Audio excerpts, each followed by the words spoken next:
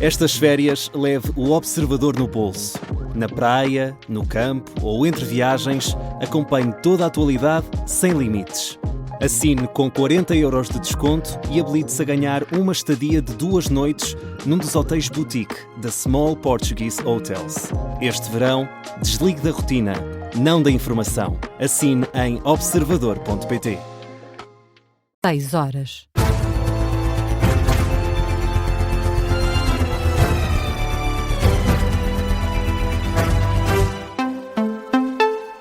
As notícias com Carlos Pedro.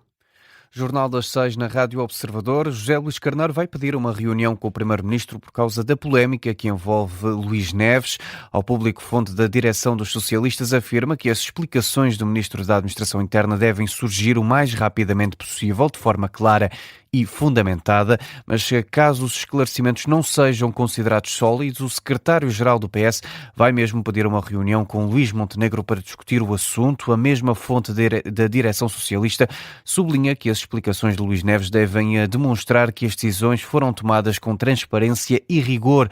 Caso isso não aconteça, afirma que a responsabilidade pela perda de confiança numa das instituições mais importantes da Justiça, a Polícia Judiciária, caberá ao Primeiro-Ministro. Luís Neves voltou a garantir este sábado que vai esclarecer ponto por ponto todas as questões no tempo oportuno. Ainda sobre as polémicas do governo, o líder parlamentar do PSD afasta uma remodelação do governo. O que Soares acredita que o Executivo vai manter a composição, apesar das polémicas que envolvem os ministros da Administração Interna e também da Educação. O líder da bancada parlamentar social-democrata refere-se a estas polémicas como pequenos casos e acredita que tanto Fernando Alexandre como Luís Neves vão continuar a ser ministros em setembro, no regresso das férias parlamentares.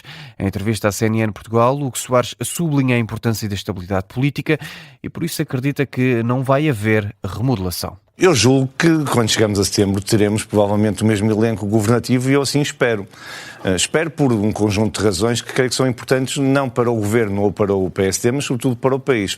A primeira das quais é que a estabilidade governativa, também no que diz respeito ao exercício da função de membro do Governo, de Ministro no caso, é essencial para que as políticas possam prosseguir e algumas delas possam até ter continuidade no terreno e para poderem ser implementadas. E por outro lado, porque é também sinal de que os pequenos casos que atingiram designadamente 2 ministros, o Ministro da Educação e o Ministro da Administração Interna, estão ultrapassados. E julgo que isso significa estabilidade política e significa sucesso nas políticas. O líder parlamentar do PSD sai em defesa de Fernando Alexandre e Luís Neves. No caso da educação, o que Soares reconhece que a correção digital dos exames não correu bem, mas elogia o trabalho feito até aqui pelo ministro, elogios que também se estendem à administração interna. Estamos a falar de 2 ministros que tinham uma cotação do ponto de vista da percepção pública muito alta. O ministro Fernando Alexandre tem sido um extraordinário ministro da Educação, do Ensino Superior e da Ciência, com resultados já evidentes naquilo que são as suas políticas e num conjunto de transformações muito assinaláveis, como de resto é esta também que conduziu a este caso nos exames nacionais, que manifestamente não correu bem, não há como dizê-lo de outra forma, e o Ministro da Administração Interna tem também no terreno uma reputação muito alta e tem eficácia e nos resultados isso poder-se haver já, espero eu, na condução também daquilo que normalmente acontece no nosso período de verão.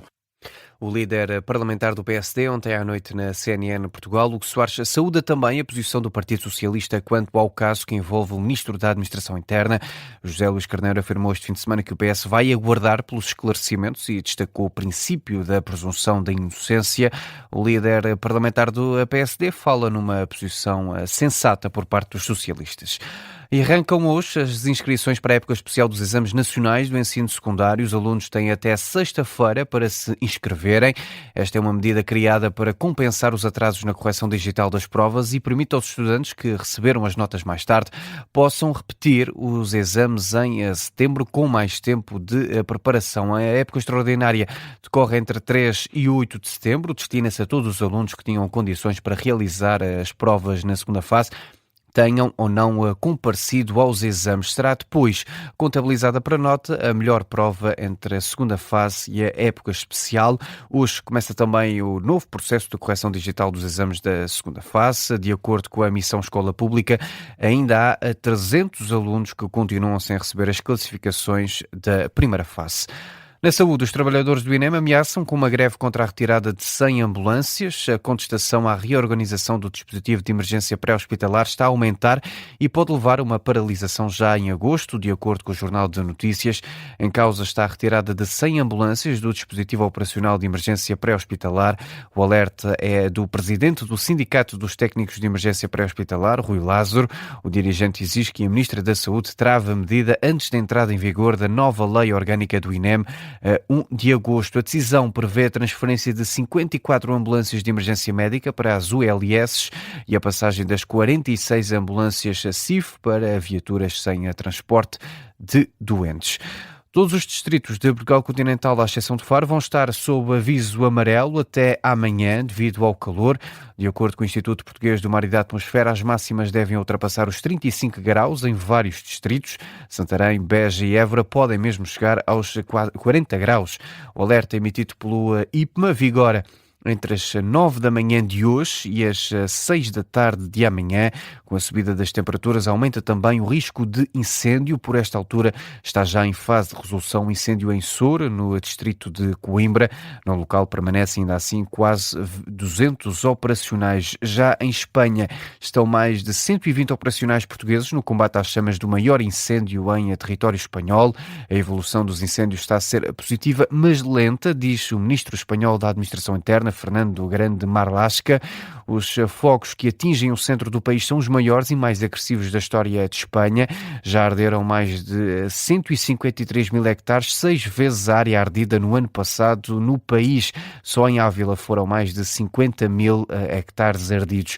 O presidente do governo espanhol, Pedro Sánchez, visita hoje a zona afetada pelos incêndios florestais em Castellón, na comunidade valenciana. Também em França, as chamas vão preocupando as autoridades. 84 bombeiros já ficaram feridos desde o início do incêndio de Gironde.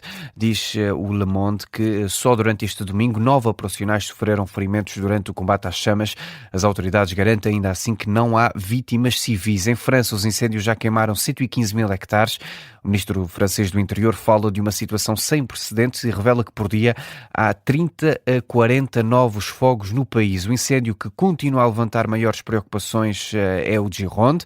Cerca de 3 mil portugueses residem nesta área afetada pelos incêndios no sudoeste de França. A estimativa é feita por Valdemar Félix, antigo conselheiro da comunidade portuguesa na região de Gironde, à agência Lusa. Na mesma zona, em Bordeus, está outro contingente português. E a RTP, Alexandre Penha, que está no local, explica que as operações não têm sido fáceis. Ontem acabámos por não fazer a última missão do dia por dificuldade dos pilotos descolarem. Não existia visibilidade, o que condiciona a segurança à descolagem.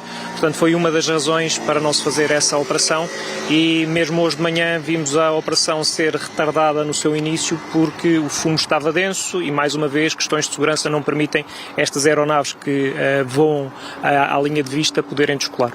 As dificuldades no apoio aéreo a dificultarem o trabalho aos operacionais portugueses. Caso a situação em Portugal se agrave nos próximos dias, a equipa terá de regressar, diz Alexandre Penha. Dizer ainda que entre Espanha e França, mais de 325 mil pessoas foram retiradas de casa. Os preços do petróleo estão a cair mais de 5% nos mercados internacionais depois de Donald Trump ter anunciado uma pausa nos ataques dos Estados Unidos ao Irão. A decisão foi tomada após 2 semanas de confrontos, está a aliviar a pressão sobre os mercados energéticos e a reduzir os receios de interrupções no fornecimento de petróleo. De acordo com a agência Reuters, o petróleo Brent, referência para o mercado europeu, caiu para pouco mais de $91 por barril. No entanto, este alívio não deverá chegar aos preços dos combustíveis esta semana. A partir de hoje, os preços da gasolina e do gasóleo devem voltar a subir, passando a barreira dos €2 por litro. Fica por aqui este jornal. A informação regressa com a síntese das 6h30. Até já.